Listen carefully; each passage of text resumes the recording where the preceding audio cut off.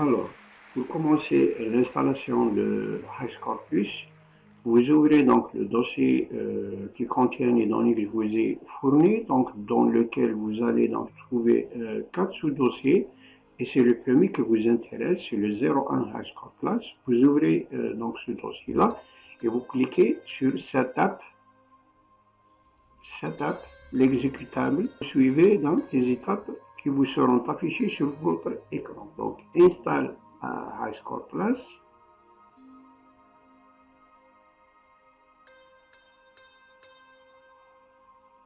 Next. Accepter pour pouvoir débloquer le bouton Next. Donc, I accept. Accepter donc le contrat de licence. Next. Vous écrivez ici les informations que vous voulez, donc votre nom et l'organisation à laquelle vous faites partie. Donc, écrivez n'importe quoi, c'est pas un problème. Donc, next. Et puis next. Et OK. Vous mettez install.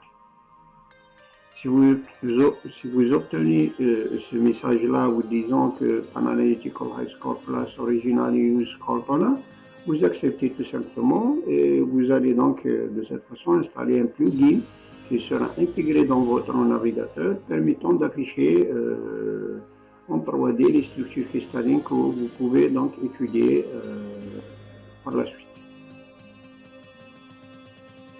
Vous mettez Next, acceptez le contrat de licence pour Cortana, Next, vous laissez le premier choix activer Directive Surrender, choisissez le navigateur que vous utilisez par défaut, vous pouvez le laisser Internet Explorer, vous ne changez rien en fait, c'est juste Next, Next, Next, Install, et là donc l'installation va continuer. Une fois terminé, vous décrochez ces deux options et vous mettez Finish. L'installation n'est pas encore terminée, c'est juste le plugin qui vient d'être installé. Donc maintenant, c'est l'installation de HighScore qui va se poursuivre. Une fois que vous avez obtenu ce message-là, vous cliquez sur Finish. De cette façon, vous avez donc terminé l'installation de Expert HighScore. Ici, vous allez donc le trouver dans votre bureau.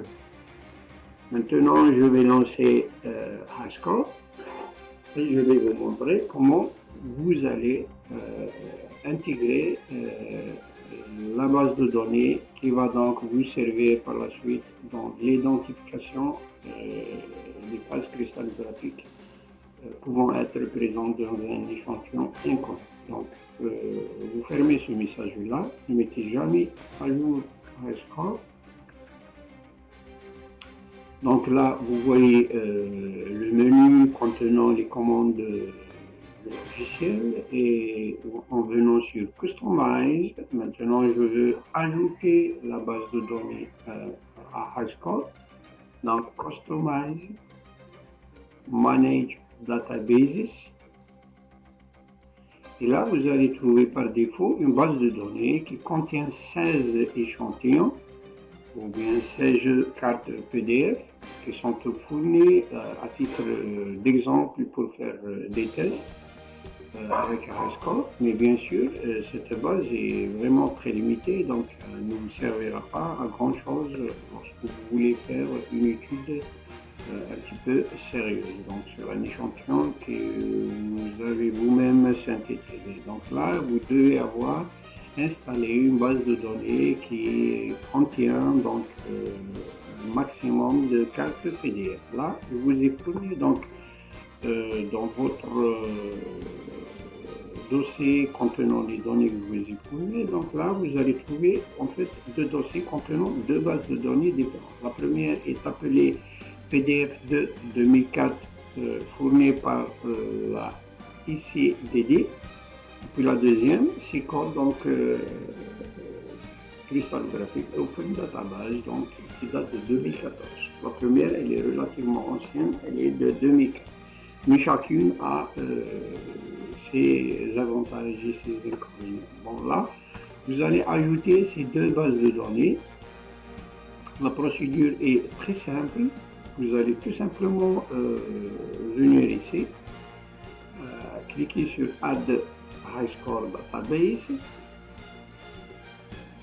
Vous pointez vers le dossier contenant vos deux bases de données. Donc, dans mon cas, c'est E2 points, donc enseignement et High Score Plus. La première, c'est PDF de 2004. Et je vais donc ouvrir le dossier dans lequel je vais trouver un fichier appelé index. Et c'est celui-là qui m'intéresse. C'est très important, c'est le fichier index qui m'intéresse.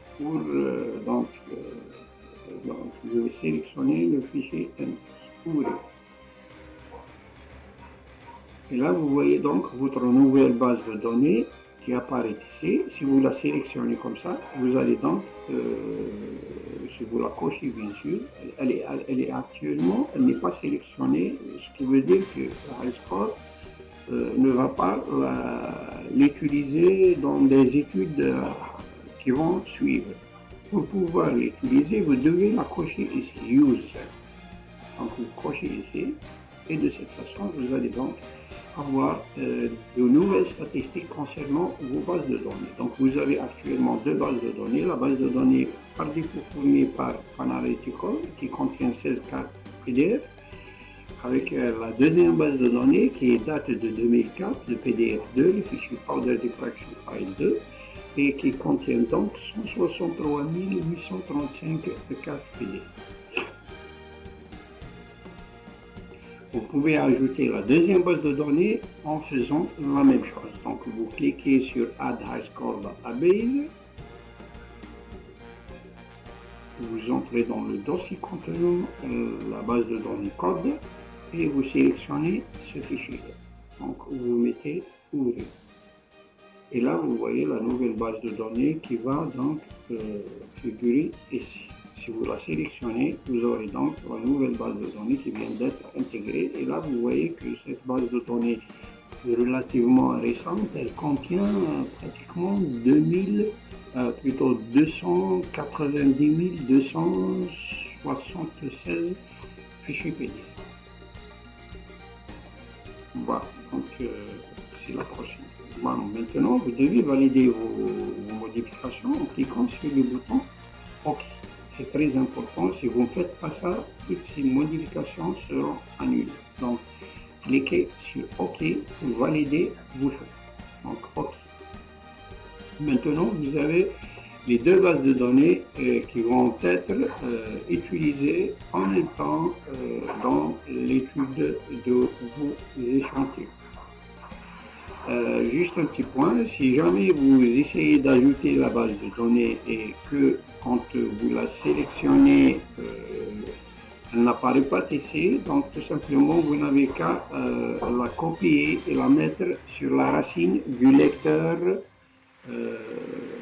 dans lequel vous l'avez copié, parce que le chemin d'accès, s'il est trop long, High Score ne sera pas en mesure de lire le contenu de cette base de données. Donc vous devez impérativement raccourcir, si vous voulez, le chemin d'accès vers cette base de données. C'est tout simplement en copiant la base de données de cette manière. Donc vous sélectionnez la base de données concernée qui n'apparaît pas une fois que vous l'avez sélectionnée. Donc vous copiez le fichier là. Et vous allez donc vers la racine du lecteur. Donc je clique directement sur E et là je vais la copier ici. Je mets coller. Elle sera donc tout simplement copiée ici. Et une fois c'est terminé, vous, tout simplement vous n'avez qu'à venir sur High Score et vous faites la procédure, donc Add High Score Database, et vous pointez vers le chemin d'accès vers cette base de données. C'est très important car c'est souvent le cas, si le chemin est trop long, donc la base de données ne sera pas lue correctement. Voilà, c'est tout.